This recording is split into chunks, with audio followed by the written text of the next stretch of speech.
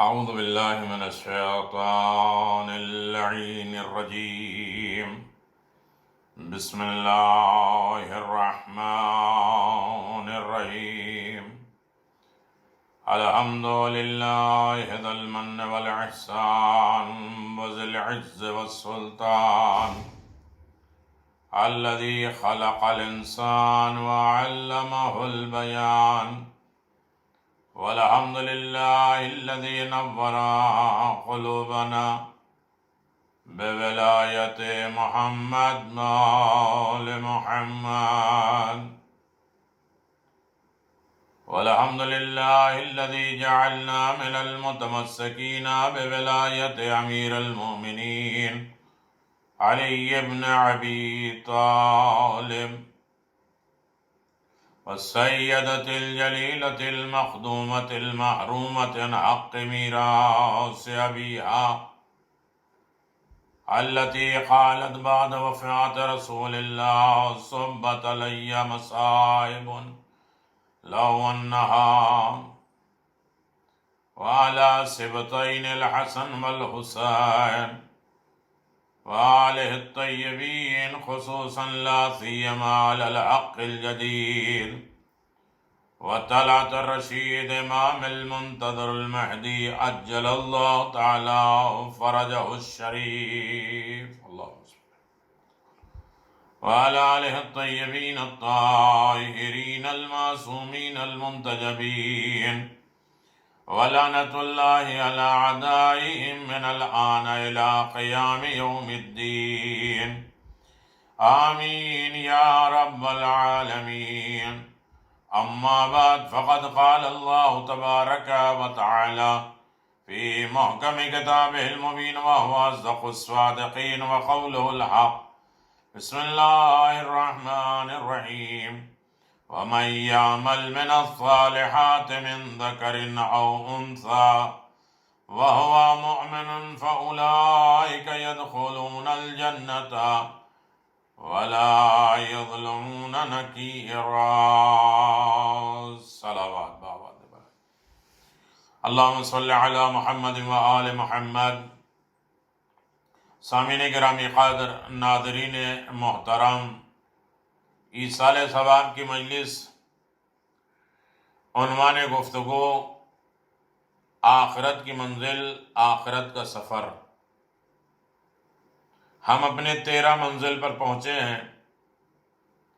آخرت کی منزل، آخرت کا سفر، برزخ تک پہنچے ہیں۔ برزخ کیا ہے؟ اس سے پہلے کہ میں اپنی گفتگو کا آغاز کروں، حق ہے زندوں کی طرف سے مردوں کو کچھ ہدیہ دینا۔ خوش نصیب وہ اولاد ہیں جو اپنے مرحومین کو یاد کرتی ہیں۔ اس لیے میر سجاد علی ابن میر محسن علی، مختار علی عابد علی بیگ، شہزاد بیگم عباس علی کی ارواح مقدس کے لیے سورہ مبارکۃ الفاتحہ، اللہ انہیں اعلیٰ علیین میں جگہ عنایت فرمائے، درجات کی بلندی کرے۔ اور جو یہ ذکر ہو رہا ہے یہ سب ان کو ایصال ثواب کر رہے ہیں، اور یہاں تک بیان کیا جا رہا ہے کہ مرنے والے کو 1 درجہ اور یہ ایصال ثواب نیکی کرنے والے کو 10 گنا ملتا ہے۔ اور یقیناً حق بھی ہے ہر مرنے والے کے لیے کہ وہ اپنی اولاد سے مطالبہ کرتی رہے، اور اولاد رشتہ دار کا حق ہے کہ اپنے مرنے والے کے تمام مطالبات کو واجب ہوں یا مستحب بات ہوں یا حقوق اللہ ہوں یا حقوق العباد ہوں، پورا کیا جائے۔ یقیناً عالم برزخ میں روحیں ہم سے کیا مانگتی ہیں؟ رزق مانگتی ہے۔ رزق یعنی روٹی، کپڑا، مکان نہیں مانگتی۔ اس جمال حقیقی کو ہم کیسے سوچ سکتے ہیں کہ جمال جس کے اصل آل محمد ہیں، آل محمد ہی کے کلام میں خوبصورتی ہے، محمد اور آل محمد کے نام ہی میں حسن و جمال ہے، اور ان کے بیان، ان کے دستور، ان کی لائف، ان کی زندگی سب جمیل جمال، خوبصورت، حسین، اعلیٰ ہیں، عرفہ ہیں۔ یہ سورج، چاند، زمین حشر میں نہ ہو، روشنی نہ ہو، مگر جمال محمد اور آل محمد۔ جو کوئی محمدی ہو جائے اور اس کے بعد جمال روح ہوگا اور جمال بدن نہیں ہے، اس قدر اپنے آپ پر ظلم نہ کرو، اپنی روح سے غافل نہ ہو۔ اس قدر وسائل سب کے آشائش بدن کے لیے ہیں، کوئی کام اپنی قبر کے لیے بھی ہمیں کرنا ہے، بدن نہیں، بلکہ ہماری روح عالم برزخ میں رزق مانگتی ہے، لباس مانگتی ہے۔ لباس سے تقویٰ دے دو، پرہیزگاری درگزر۔ افسوس اگر ہمارے پاس لباس آگ کا ہوگا اور دیکھ لو کس ظالمانہ انداز سے آگ ہمیں گھیر لی ہے، تو ہوش حواس کھو دو گے۔ آگ ہمیں احاطہ کیے ہے، گھیرے ہوئے ہے، لہذا آگ سے ہمیں بچا دو۔ اور یقیناً قرآن مجید کا یہ اعلان ہے، اور اللہ نے سورہ ابراہیم آیت نمبر 50 میں یہ اعلان فرمایا کہ انہیں آگ کا بستر گھیر لے گی اور ظلم کے انداز سے گھیر لے گی۔ تو مرنے والے کیا مانگتے ہیں؟ اس آگ کے لباس سے ہمیں بچا دو، لباس قناعت، جو مل گیا اس پر صبر و شکر کریں، لباس تقویٰ، لباس عزت، سکون، اطمینان۔ بہت سے لباس ہوتے ہیں لیکن وہ آگ میں گھرے ہوئے ہیں، انہیں آگ کا لباس پہنایا گیا ہے، لہذا انہیں آگ سے بچانا ہے۔ بہشت برزخ میں آ جاؤ اے دین کے حامی، ان سے کہا جائے گا جو برزخ گزر گئے ہیں۔ برزخ میں نے گزارش کیا کہ برزخ جہنم جیسا بھی ہوگا، جنت جیسے بھی ہوگا۔ بہت سے لوگوں کا برزخ میں جنت کی تمام سہولتیں دی جائیں گی، اور بہت سے لوگ ایسے ہوں گے جنہیں برزخ میں جہنم کے سارے اسباب فراہم کر دیے جائیں گے اور اسی میں جلو مرو۔ تو دین کے حامی کہتے ہیں وَادْخُلِ الْجَنَّةَ، جنت میں داخل ہو جاؤ۔ جیسے کہ کوئی پیغمبر قتل ہوئے، بلا فاصلہ ان کی روح پاک کو ندا ہوتی ہے کہ جنت میں داخل ہو جاؤ۔ عظیم ترین انسان اس دنیا سے جائے تو انہیں فوراً آواز دی جاتی ہے آؤ جنت میں داخل ہو جاؤ۔ امر الہی آ گیا ہے، اللہ کا آرڈر آ گیا ہے، باغ الہی میں داخل ہو جاؤ۔ لہذا البتہ یہاں پر مراد جنت برزخی ہے، ایک وہ ہمیشہ کی جنت جو قیامت کے بعد، سور کے بعد، حساب و کتاب کے بعد ہمیں ملے گی، لیکن ایک جو مرنے کے بعد یعنی موت اور جنت کے بیچ میں جو چیز ہے وہ برزخ ہے۔ اس برزخ کو ہم نے جنت بنایا ہے یا جہنم بنایا ہے؟ جنت آخرت اور قیامت ہے، جنت برزخی انسان کے مرنے سے لے کر قیامت تک کا ہے۔ یعنی جو لوگ برزخ سے بدن اور روح میں فاصلہ ہو جاتا ہے، برزخ یعنی بدن اور روح میں ڈیوائیڈ ہو جاتے ہیں، بڑھ جاتے ہیں۔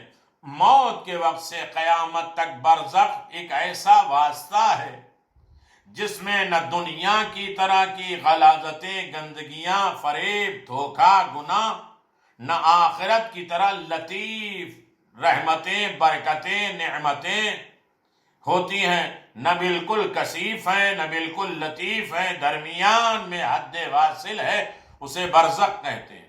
اس دنیا میں ہے، لیکن غیب میں یہ دنیا ایک مادہ ہے، اور پوشیدہ محسوسات جو محسوس ہوتے ہیں، ہمارا جسم اسے نہیں دیکھ سکتا۔ اس وقت ہم ملاحظہ فرمائیں گے جسم مرکب بھی ہے یعنی روح اور جسم سے، لیکن آنکھ اسے نہیں دیکھ پاتی، لیکن لطیف ہے۔ یہ ہمارے اور آپ کی آنکھوں میں نقص ہے، عیب ہے، سوائے مادے اور مادیات کے کچھ دیکھ ہی نہیں پاتی۔ کتنے لوگ ایسے ہیں جو امام کو دیکھتے ہیں، نبی کو دیکھتے ہیں، قیامت دیکھتے ہیں، منظر دیکھتے ہیں، برزخ دیکھ رہے ہیں، حساب و کتاب کی منزلیں دیکھ رہے ہیں، اپنے مرحومین کو دیکھ رہے ہیں، زیارتیں دیکھ رہے ہیں، ان کی روحیں کہاں کہاں جاتی۔ اس بدن کے ختم ہونے کے بعد جسم برزخی قابل رویت ہے، لیکن وہ مادی نہیں ہے۔ خدا عالم نے قرآن مجید میں جو کچھ بہشت آخرت کے بارے میں وعدہ فرمایا ہے، وہی کچھ بہشت برزخ کے بارے میں بھی جو ہی روح بدن سے فاصلہ پیدا کر لیتی ہے، بشارت دی جاتی ہے، بہشت میں آ جاؤ، بہشت میں آ جاؤ۔ شہید کے تمام گناہ پاک ہو جاتے ہیں، محبت اہل بیت پہ مر جانا اور اس کے سارے گناہ دھل جاتے ہیں۔ شہادت سے بڑھ کر کوئی نیکی نہیں ہے، چاہے بستر مرگ پہ انسان چلا جائے، لیکن اصل میں الفت محمد و آل محمد لے کر جائے تو ہمیشہ آباد و شاد رہتا ہے، رزق بھی ملتی رہتی ہے، زندگی بھی ملتی رہتی ہے۔ صلوات پڑھ دیں محمد و آل محمد۔ اللہم صلی علی محمد و آل محمد وعجل فرج آل محمد۔ تو میرے عزیزو، آخرت کی منزل، آخرت کا سفر، آخرت کے ٹارگٹ، آخرت کے مقامات اور منزلیں، مومن کے لیے وقت موت سے لے کر قیامت تک جنت جو ہے وہ برزخی جنت ہے۔ موت شروع ہو گئی اور قیامت تک جو پیریڈ ہے یہ جنت برزخی جنت ہے، ٹیمپریری جنت ہے۔ مومن آل یاسین کو قتل کیا، انبیاء کے یاور و ناصر کو قتل کیا، اس سے کہا گیا کہ بہشت میں جاؤ۔ جب وہ بہشت میں داخل ہو جائے تو کہنے لگا ہے کاش میری قوم جانتی کہ میرے پروردگار نے مجھے بخش دیا، بزرگوں میں سے قرار دے دیا۔ سورہ مومنون آیت نمبر 100۔ سچ ہے کہ انبیاء اور داعیان الہی جو خدا کی طرف دعوت دینے والے ہیں ہوتے ہیں، خواہ دل سوزی ان کی کوئی غرض نہیں ہوتی، وہ چاہتے ہیں یہ قوم نجات پا جائے۔ ہمارے لیے نبی امام کیوں آئے؟ انہیں کیا ضرورت؟ صرف یہ ہے کہ قوم راہ حق پہ آ جائے، قوم راہ ہدایت پہ آ جائے اور سعادت اور کامیابی کی منزل پہ فائز ہو جائے۔ باوجود کہ انہیں مارا، قتل بھی کیا، نفرین بھی کی، ان کے دلوں کو دکھایا۔ اے کاش یہ نادان لوگ جو میری نصیحت کو قبول نہیں کرتے کچھ سمجھ جاتے۔ ہم نے کہا تھا کہ مقصود جنت برزخی ہے، جنت برزخی ہے جو موت سے لے کر قیامت تک ہے۔ اگر مؤمن ہے تو گناہگار بھی ہے، اور بغیر توبہ مر جائے تو اس کی عمر گھڑیوں زمانے تک کے مطابق عذاب ثواب میں برزخ ہے، مبتلا رہے گی، یہاں تک کہ اس کا فیصلہ ہو جائے۔ کبھی اس برزخ میں گناہوں سے پاک ہو جاتا ہے اور محشر میں داخل ہو جاتا ہے، اس کی ذمہ داری کوئی حساب و کتاب نہیں ہوتی ہے۔ کچھ لوگوں نے یہ کہا قیل ادخل الجنہ، میں پہلے اس مومن کے قاتل کی اطلاع دی دینی چاہیے اور پھر اس وقت کہے کہ اسے کہا گیا کہ بہشت میں آ جاؤ۔ یہاں قتل کا تذکرہ کیوں نہیں ہوا؟ اس کی وجہ یہ ہے کہ موت کا ذکر پہلے ہو چکا ہے اس آیت میں۔ وَمَا أَنزَلْنَا عَلَىٰ قَوْمٍ مِّن بَعْدِ، کلمے میں بعد سے معلوم ہوتا ہے کہ یہ موت کے بعد ہے، اب لازمی نہیں ہے کہ کہا جائے قتل ہے۔ یا حسرت علی العباد ما یاتیہم من رسول الا کانوا بہ یستہزئون الم یراکم اہلکنا قبلہم من القرون انہم الیہ لا یرجعون۔ اللہ اکبر۔ میرے عزیزو، ہم 13 منزل پر آ چکے ہیں، برزخ کے سفر پہ، برزخ کی منزل پہ ہم قدم رکھ چکے ہیں۔ ہمیں غور و فکر کرنا ہے۔ برزخ میں انسانی کیفیت کے حقائق کو تھوڑا سا وعدے کریے۔ انسان کی زندگی کیسے ہوگی، کیا ہوگا؟ یقیناً انسانی برزخ اور قیامت کی حقیقت کو اگر جانا جائے تو چھپ جاتا ہے وہ اشکار، وہ ظاہر ہو جاتے ہیں۔ جو لوگ انبیاء اور ان کے تابعین کا مذاق کرتے ہیں، انبیاء اور ان کے چاہنے والوں کا مذاق کرتے ہیں، جو لوگ خدا کی طرف بلانے والے مخلوق اور آخرت کی طرف بلانے والے کا مذاق اڑاتے ہیں، تمسخ اڑاتے ہیں، دیکھ لیا ہر وقت جو ہے وہ قیامت کی باتیں اور حساب کی باتیں اور قبر کی باتیں ہیں، ان کا مذاق اڑایا جاتا ہے۔ حقیقت کو منکشف ہونے سے انہیں کتنا افسوس ہے۔ کوئی حقیقت کو لا کے سامنے رکھ لیتا ہے تو لوگ افسوس کرتے ہیں، جبکہ ان کا شکریہ ادا کرنا چاہیے۔ کیسی اذیت اٹھانی پڑی ان نبیوں کو، مرسلین کو، ان کے تابعداروں کو حقیقت بیان پہ۔ کسی نے پتھر مارا، کسی نے دبا دیا، کسی نبی کو آرے کے ذریعے ذبح کر دیا گیا۔ کتنی مشکلات اور زحمات میں انبیاء اور مرسلین خدا کی طرف بلانے والے بندوں نے اٹھائی ہے۔ ان کا مقصد کیا تھا؟ ان کا مقصد یہی تھا کہ لوگ ہدایت کی طرف آ جائیں، خدا کی طرف آ جائیں۔ قرآن مجید قیامت کے نام سے جو پہچان کراتا ہے، ثم الارزق لیوم القیامہ یوم الواقعہ، قیامت میں دنیا کے مانند سورج نہیں ہوگا، زمین محشر میں سورج اور چاند جیسی نہیں ہوگی، وہ قیامت کا وہ منظر ہوگا جہاں حساب و کتاب انسان نہیں دے پائے گا۔ لیکن مجلس ایصال ثواب ہے، سہارا محمد اور آل محمد کا ہے، امید محمد اور آل محمد ہے۔ برزخ میں نور نہیں بلکہ جمال محمد ہوگا۔ عزیزو، اس بنا پر اس دن کو اگر سوچا جائے، یعنی روشنی رات کے مقابل میں ہے، جو تاریکی ہے اندھیرے میں دنیا کی تاریکی، اس کی حقیقی مستور اور باطنی مخفی حقائق آشکار ہیں۔ موت کے پہلے دن سے حقیقت بالکل واضح ہے۔ میرے عزیزو، کیسے مثلا دنیا میں جتنے چاہیں معرفت امیر المؤمنین حاصل نہیں کر سکتے، چونکہ آپ پوشیدہ ہیں، اور موت کے آغاز میں جب آپ کی برزخ آنکھ کھلتی ہے تو جہاں تک آپ چاہیں حضرت علی کی علوت، عظمت، حکومت، ولایت کو در کر سکتے ہیں۔ دست توانائی خدا کی طاقت و قدرت ان کے ہاتھ میں، نعمت خدا ان کے ہاتھ میں، نیک لوگوں پر، اور عذاب خدا برے لوگوں پر۔ پس آغاز سے ولایت سے وقت موت تک رات ہے، اور رات موت کے بعد دن اور حقیقت ہے۔ میرے عزیزو، سورہ تکوین مثلا یہ ہے کہ ہم تھوڑا تھوڑا علم بھی حاصل کریں، اور اس کے بعد عظیم ترین نعمت کی طرف، برزخ کی طرف جائیں، تاکہ مرنے والے کے لیے بھی فائدہ ہو اور ہمارے لیے بھی فائدہ ہو۔ عزیزوں، لوگ انبیاء اکرام کا مذاق اڑایا کرتے تھے، آج ان کے سر پہ کیا آفت آئی ہے۔ جب علماء بعمل اوصیاء خدا کو دیکھتے ہیں تو کسی طرح حقارت چھوٹی نگاہوں سے انہیں دیکھتے ہیں، ان کا مذاق اڑاتے ہیں۔ آج وہ کس عذاب میں دوچار ہیں، آپ پوری تاریخ دیکھ لیجئے۔ مرقد اور برزخ کے بارے میں اگر بحث کیا جائے تو بڑی طولانی ہے۔ روایت ہے، امیر المؤمنین علی بن ابی طالب علیہ السلام فرماتے ہیں کہ جن لوگوں نے مردوں کے سچے خواب دیکھے، مرنے والوں کے سچے خواب دیکھے، ان کی تصدیق کریں گے۔ کتاب میں ہے کہ اس سلسلے میں کئی مثالیں تاریخ میں ہے کہ جو لوگ مریں گے اور واقعات دیکھیں گے، یعنی واقعی انسان کی زندگی میں دیکھ لیے کہ وہ قوت نیند میں یا جاگ کے عالم برزخ کی نسبت خاک پر زندگی، یہاں تک کہ عالم خواب، وہاں بیداری، چونکہ دنیا کے مقابل میں برزخ کی قوت اثر زیادہ رکھتی ہے۔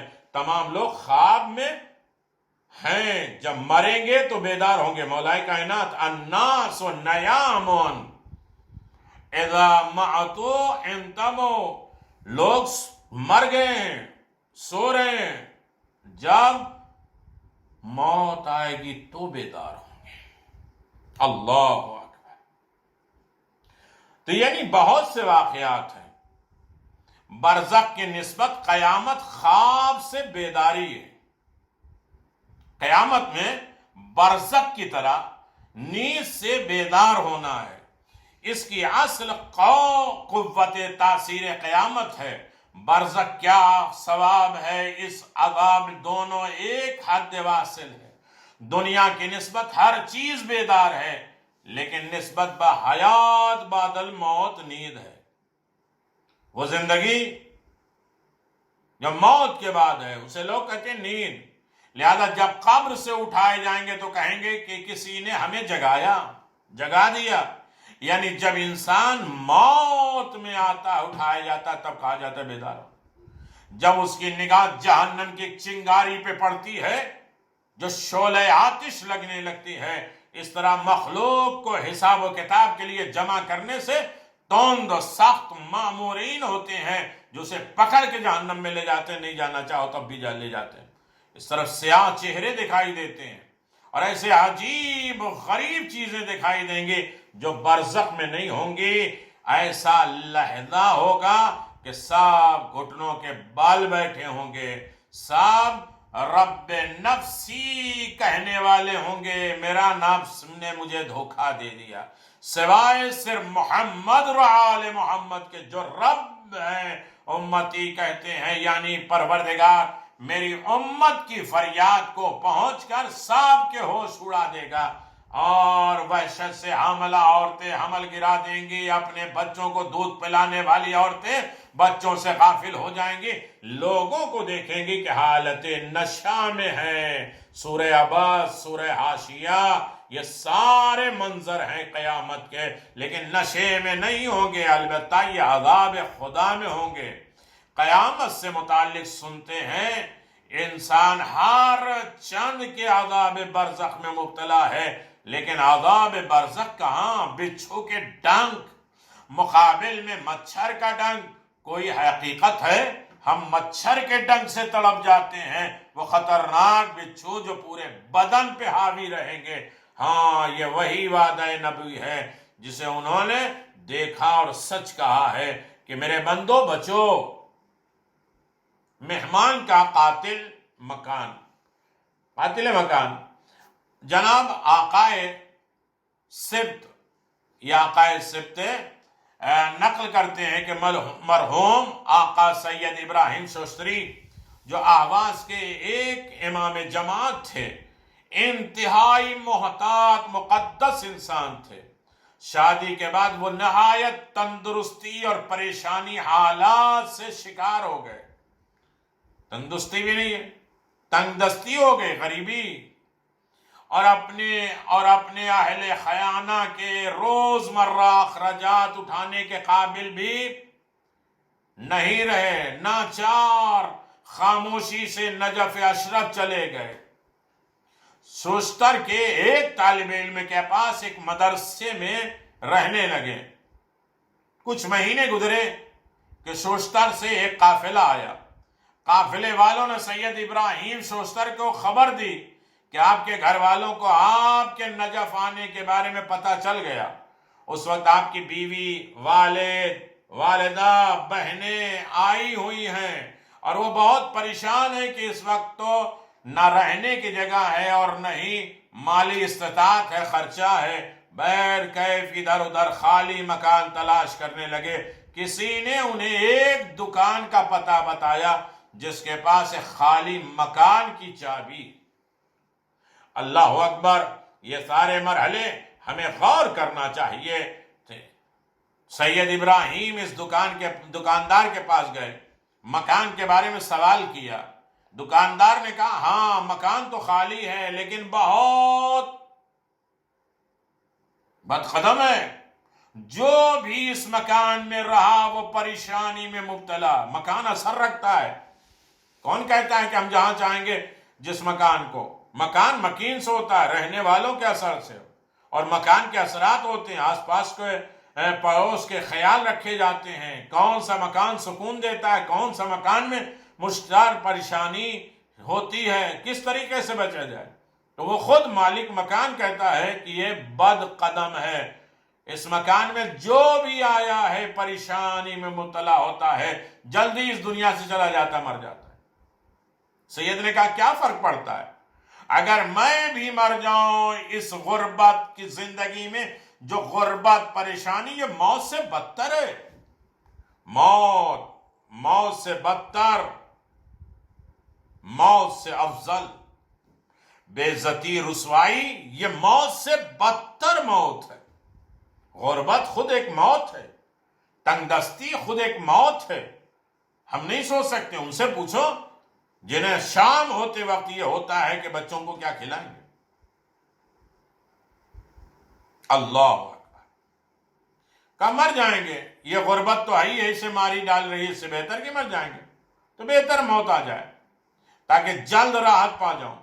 بس انہوں نے مکان کی چابی لی, گھر میں گئے, دیکھا ہر طرف مکڑی کا جالا بنا ہوا ہے, سارا گھر گندگی غلاظت سے بھرا ہوا ہے, جسے معلوم ہوتا ہے یہاں مدتوں سے کوئی نہیں رہا.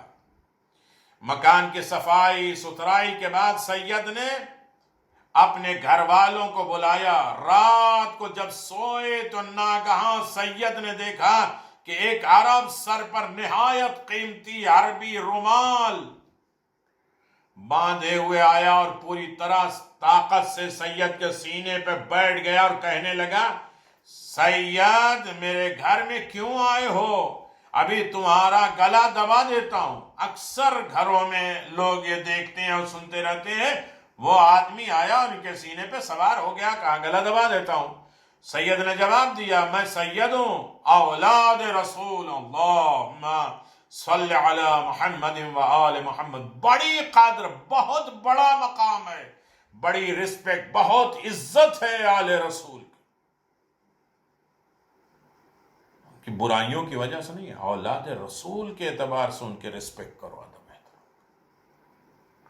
تمہیں نہیں معلوم کہ میں اولاد رسول ہوں؟ مجھے دھمکاتا ہے, مجھے اذیت دیتا ہے, میں نے کوئی گناہ نہیں کیا ہے. عرب کہنے لگا, ہاں میرے گھر میں کیوں بیٹھے ہو؟ سید کہنے لگا, اب جیسا آپ فرمائے میں تیار ہوں, اور اب آپ سے اجازت مانگتا ہوں, کیا میں رہوں؟ وہ عرب کہنے لگا, اچھا ایک بات, جاؤ نیچے تہہ خانے کے صاف ستھرا کرو, اور سیمنٹ کی چادر جو اس پر پڑی ہوئی ہے اسے ہٹاؤ گے تو میری قبر نظر آئے گی. اب قبر کو کوڑا کرکٹ باہر نکالو. ہر رات امیر المؤمنین علی ابن ابی طالب علیہ السلام کی زیارت, یعنی زیارت امین اللہ, میرا دیو بہت زیادہ فضائل ہے, بے انتہا فضائل ہیں. ہم سوچتے ہیں یہ مشکلات, یہ دشواریاں, یہ حالات کی خرابیاں, یہ بیماری جا نہیں رہی ہے, یہ غربت جا نہیں رہی ہے, یہ قرضہ ختم نہیں ہو رہا ہے. مولا نے, امام زمان نے بھی کتنی مرتبہ کہا ہے, زیارت امین اللہ کیوں نہیں پڑھتے؟ مولا کی مدد کے واقعات بھرے پڑے ہیں.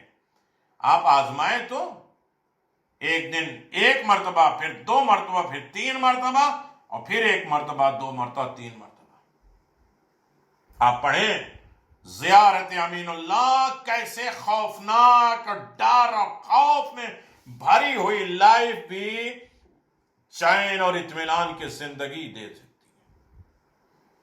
اللہ اکبر. کہا میری زیارت امیر المؤمنین کے روضہ مقدس پہ پڑھو, زیارت امین اللہ. روزانہ فلاں مقدار میں قرآن کی تلاوت کرنا, تھوڑا سا میرے لیے قرآن کی تلاوت کرنا, پھر تجھے کوئی اعتراض نہیں ہوگا,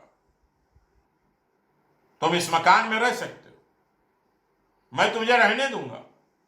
سید کہتے ہیں اس ترتیب سے سرتاب میں گیا, تہہ خانے میں گیا, صفائی وغیرہ کی, قبر تک پہنچا, اور اس کی صفائی, ہر شب زیارت امین اللہ, ہر روز تلاوت قرآن مجید میں مشغول رہنے لگے.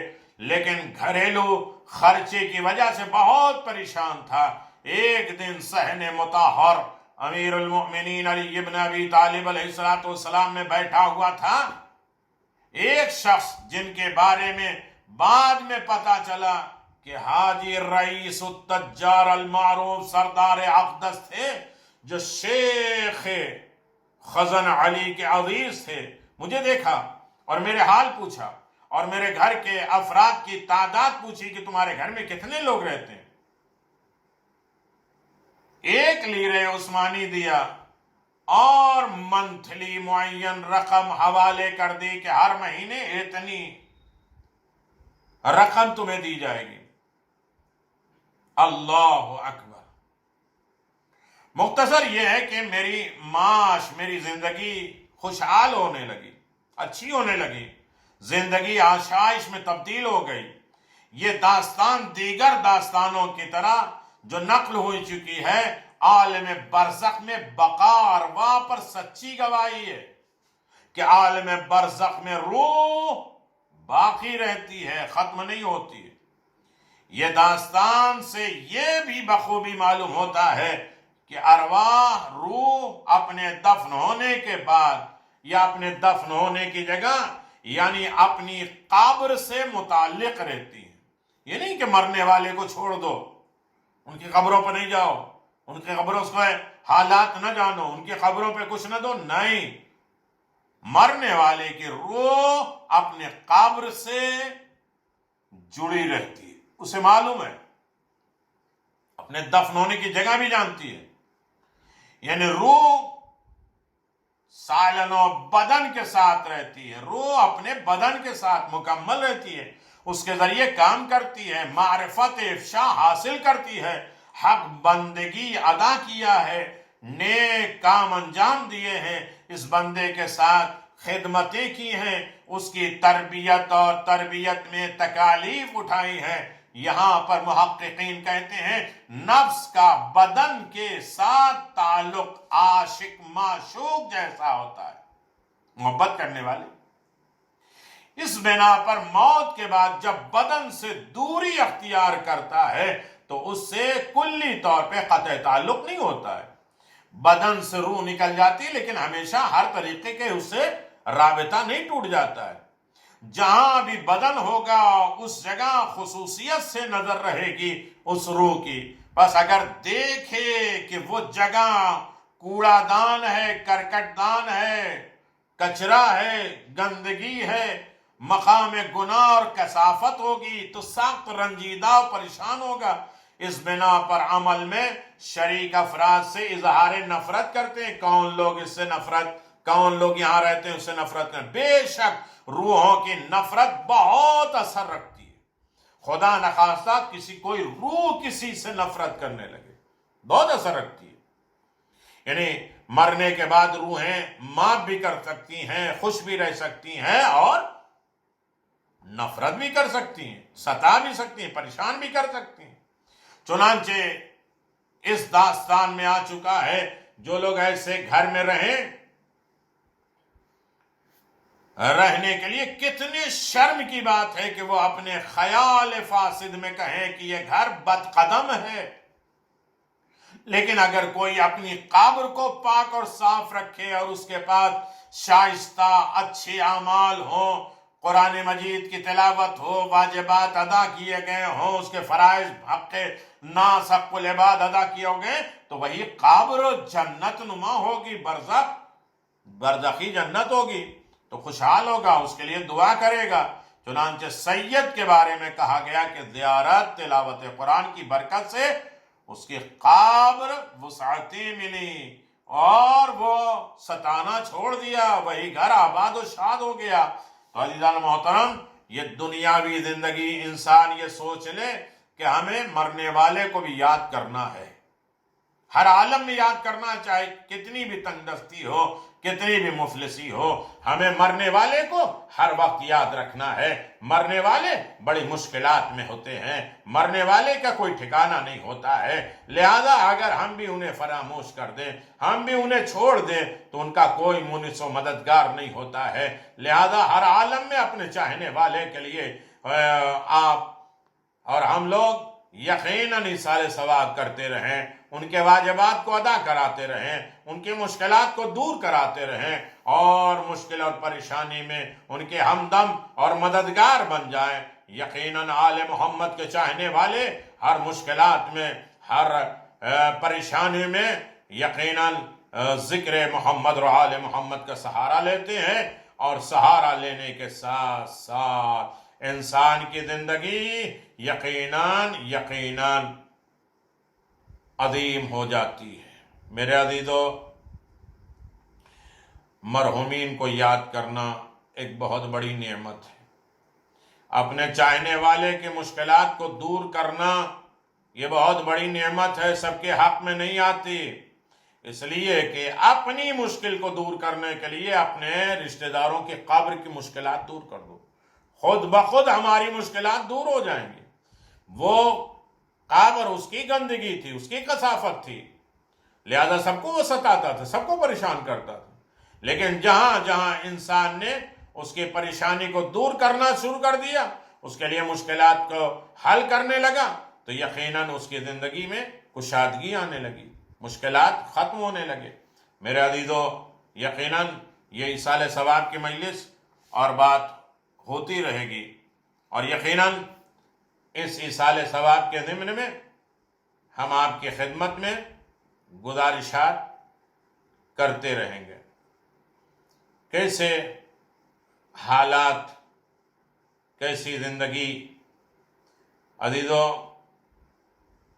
علامہ محمد باقر مجلسی کتاب بحار الانوار میں فرماتے ہیں کہ میں نے بہت سی کتابوں میں یہ دیکھا ہے کہ سید حسینی سے روایت ہے، وہ کہتے ہیں کہ میں ایک مومن کی جماعت کے ساتھ امام رضا علیہ السلام کے روضہ مشہد مقدس کا مجاور تھا۔ پہلی ذکات گزری ہے، جناب معصوم قوم کی ولادت باسعادت ہے، اور 11 تاریخ کو ولادت امام رضا علیہ السلام ہے۔ یہ پورے 10 دن عشرہ کرامت ہے۔ مانگو بھائی بہن سے، کرامتی زندگی مل جائے گی۔ وہ کہتا ہے کہ ہم امام رضا علیہ السلام کے مجاور تھے، ان کی نگرانی تھے، خدام تھے۔ فلما كان يوم العاشر من المحرم ابتداء رجل من الاصحاب يقرأ مقتل حسین۔ بہت مختصر میرے عزیزو، قبر میں برزخ میں سب سے زیادہ کام آنے والی چیز ذکر امام حسین، مصائب حسین، یاد حسین اپنے مرنے والے کے لیے بہترین دولت ہے، عزاداری ہے سید الشہداء۔ سب بند ہو جائیں راستے، یہ نہیں بند ہو۔ جب 10ویں محرم کا دن ہوا تو کہتے ہماری جماعت میں ایک شخص نے سید الشہداء امام حسین علیہ السلام کا مصائب پڑھنا شروع کیا۔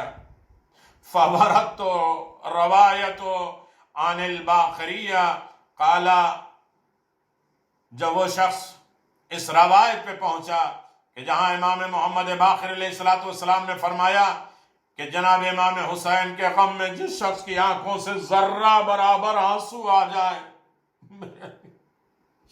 زندہ کے لیے بھی مرنے والے کے لیے باعث رحمت ہے، ذرہ برابر آنسو آ جائے، غفر اللہ ذنوبہ وکانت مثل زبد البحر، اللہ تعالیٰ اپنی رحمت سے اس کے تمام گناہ بخش دے گا، اگرچہ اس کے گناہوں کی کثرت دریا کے سمندر کے پانی جیسی ہوگی۔ اللہ اکبر۔ اس مجلس میں ایک شخص جاہل محض، بہت سے لوگ ہوتے مجلس میں، ایسا کیسے ہو سکتا ہے، یہ کیسے ہو سکتا ہے، وہ کیسے ہوتا ہے۔ ارے بھائی، تمہارے اختیار میں نہیں، آل محمد کے اختیاروں کو کبھی اپنے تھرمامیٹر، اپنے جانچ، اپنے عمل، اپنے ایمان سے، اپنے عقیدے اور اپنی عقل سے نہ تولا کرو، مانا کرو۔ وہ جاہل ہے، ہر چیز میں بحث، نوک سرائب، اعتراضات، منبر پر، عزاداری پر، یہ کرتا رہتا ہے۔ اس مجلس میں ایک شخص جاہل آدمی اپنے عالمانہ میں بہت کچھ جانتا ہوں دعویٰ کر رہا تھا، اسے اپنے ناقص عقل پہ بڑے گھمنڈ تھا۔ بولا یہ صحیح نہیں ہے، عقل میں یہ بات نہیں آتی، مچھر کے ایک پر کے برابر اتنا ثواب ملے۔ مثال دینے کا مطلب یہ ہے کہ مچھر سب سے زیادہ چھوٹا کیڑا ہے، اور اگر اس شخص کے پر کے برابر، اس چیز کے پر کے برابر آنسو بہا دے آدمی، تو اس کے بہت بڑے گناہ معاف ہو جاتے ہیں۔ بھلا یہ کیسے ہو سکتا ہے؟ جب اس نے ہم میں سے ایسے بےہودہ بات کی تو ہم میں کافی دیر تک اس موضوع پر بحث رہی، اور یہاں تک کہ مجلس ختم ہو گئی، لوگ چلے گئے، اور وہ یہی کہتا رہا کہ یہ حدیث غلط ہے۔ غرض رات کو وہ سویا، میرے عزیزو، اس نے خواب میں دیکھا کہ قیامت برپا ہو گئی ہے، اور اس صحرا میں تمام مخلوق حاضر ہیں، ترازو عمل پہ کھڑا ہے، صراط کو روئے جہنم کھینچا جا رہا ہے، دیوان اعمال کھولے جا رہے ہیں، اور جہنم کی آگ روشن ہے، جلا دی گئی ہے، بہشت کو آراستہ سجا دیا گیا ہے، آفتاب کی گرمی انتہائی کو پہنچ گئی ہے۔ میرے عزیزو، اس وقت بہت زیادہ پیاس لگی، پانی کے تلاش میں ادھر ادھر پھرا لیکن پانی نہ ملا۔ وہ شخص کہتا ہے کہ جب میں نے داہنی طرف دیکھا تو مجھے ایک نہایت وسیع اور عریض حوض دکھائی دیا، اور میں نے اپنے دل میں کہا یہ کوثر ہے۔ پس میں اس کے قریب گیا، حوض کے کنارے دو مرد اور ایک پردہ دار خاتون تھی، اور ان ہستیوں کے نور جمال سے تمام محشر روشن تھا۔ میرے عزیزو، وَهُوَ مَا ذَلِكَ لَابِسُونَ السَّوَارِ وَبَاقُونَ مَحْضَرُونَ، اور اس نورانی شکل کے باوجود انہوں نے کالے کپڑے پہن رکھے تھے، بے اختیار رو رہے تھے، انتہائی افسردہ اور غمگین تھے۔ اور اس وقت ایک شخص سے میں نے پوچھا یہ بزرگ کون ہے؟ اس نے کہا کہ تو نہیں جانتا، ھذا محمد المصطفیٰ، ھذا علی المرتضیٰ، ھذہ فاطمہ الزہرا۔ ان پر ایک شخص حضرت محمد مصطفیٰ ہے، علی مرتضیٰ ہے۔ میرے عزیزو،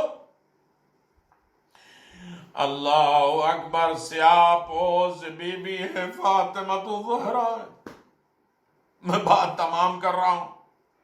میں نے کہا پھر یہ سیاہ کالے کپڑے کیوں پہنے ہیں، غمگین کیوں ہیں؟ اس نے جواب دیا، الیس ھذا العاشوراء یوم قتل الحسین فہو مہدون لاجل ذلک۔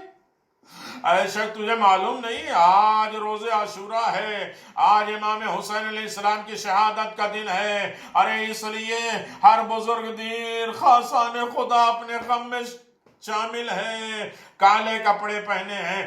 میں نے برقع پوش بی بی زہرا سے عرض کیا، بنت رسول اللہ انی عطشان، اے دختر رسول بہت سخت پیاسا ہوں، مجھے پانی عطا کریں۔ یہ سن کر جناب سیدہ نے فرمایا، انت الذی ینکرو فضل البکاء علی مصائب ولد الحسین، ارے تو وہی شخص ہے جو میرے نور چشم بیٹے حسین پر رونے کا ثواب سے انکار کرتا ہے، ہم سے آب کوثر کی امید رکھتا ہے۔ پس میں ایک درہم ایک دم چونک پڑا، میری آنکھ کھل گئی، میں اپنی غلطی پر سخت نادم ہوا، بہت استغفار کیا۔ جب لوگوں سے بحث کی تو ان کا خواب بیان کیا اور ان سے معافی مانگی۔ جناب سیدہ جنت میں بلند مقام کے ساتھ روتی ہیں۔ ارے جس کو سن کر سب ملائکہ تسبیح روک دیتے روتے ہیں، پس جائے انصاف ہے کیوں نہ روئے وہ ماں جس کے فرزند پر یہ ظلم و ستم ہو، غریب الوطنی میں، 3 دن کی پیاس اور بھوک میں، عزیزوں اور ساتھیوں کے ساتھ، مظلوموں کے ساتھ، موت کا صدمہ ایک طرف، عزادار و امام حسین سرزمین کربلا کے قریب پہنچ کر عمر سعد سے 50,000 مسلح فوج لے کر کربلا میں آیا جو مظلوم امام حسین نے اس سے بھی پانی مانگا۔ آئے حسین جو سب کو عطا کرنے والے، ظالموں نے انہیں پیاسا شہید کر دیا۔ الا لعنت اللہ علی قوم الظالمین، سیعلم الذین ظلموا ای منقلب ینقلبون، انا للہ و انا الیہ راجعون۔ پروردگار ہماری اس قلیل سی عبادت کو قبول فرما، اسے قلیل نہیں بلکہ کثیر میں شمار فرما، اسے احسن جزا کے ساتھ محشور فرما، ہمیں تمام فتنے آفات اور بلاؤں سے محفوظ فرما، ہر فتنے آفات میں ہمیں نجات دے دے۔ خاص طریقے سے ہمارے تمام مومنین مومنات جو اس دنیا سے چلے گئے ان کی قبروں پر رحمت نازل فرما۔ یہ مشکلات کا دور ہے، پروردگار بحق امام زین العابدین علیہ السلام سب مومنین کی مشکلات کو دور فرما، بیماری کو دور فرما، تنگ دستی کو دور فرما، زیادہ زیادہ امیر المؤمنین کی زیارت حسین کہ ہمیں توفیق عنایت فرما۔ یہ بیماریاں، یہ دشواریاں، یہ پریشانیاں، یہ آفات، یہ بلا سب دور ہو جائے میرے عزیزو۔ امام زمان کے ظہور میں تعجیل فرما، ہمیں اپنے امام کو راضی رکھنے کی دولت عطا فرما، مومن کو تمام فتنے آفات اور بلاؤں سے محفوظ فرما، عزت و کامرانی کی زندگی میں رحمت فرما، نور الہی ہمارے دلوں میں راسخ ہو جائے، قبر کی منزل کو آسان فرما، حساب و کتاب کی منزل کو آسان فرما، آخرت کی منزل ہمارے لیے بالکل آسان فرما، محمد اور آل محمد کے ساتھ ہمارا شمار ہو جائے، ہمارے دلوں میں محبت آل محمد کو اور زیادہ پیدا کر دے، ہم اس دنیا میں رہیں تو ولایت آل محمد کے، قبر میں رہیں تو شفاعت حسین کے ذریعے، مومن کی حاجات جو سن رہے ہیں پروردگار ان کے درجات کو بلند، ان کے اعلی علین میں جگہ عنایت فرمائے، مرحومین کی جو زندہ ہیں اپنے مرحومین کو یاد کریں، پروردگار ان کی تمام حاجات کو پورا فرما، ان کے ہر مشکل چیزوں کو آسان فرما۔ ربنا تقبل منا انك انت السميع العليم بحق محمد وآلہ الطیبین الطاہرین برحمتک یا ارحم الراحمین۔